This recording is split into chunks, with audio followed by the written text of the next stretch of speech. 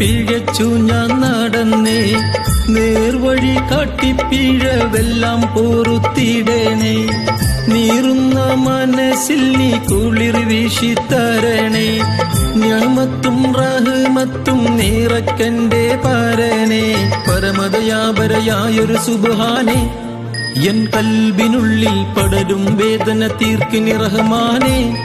അല്ലാഹുവല്ലാതാരുമില്ലൊരു രക്ഷ എനിക്ക്, ആദിയോനെ ഇന്നെനിക്ക്. കരയാനും പറയാനും മനം തുറന്നിരക്കാനും നീയല്ലാതാരുമില്ല കോനേ.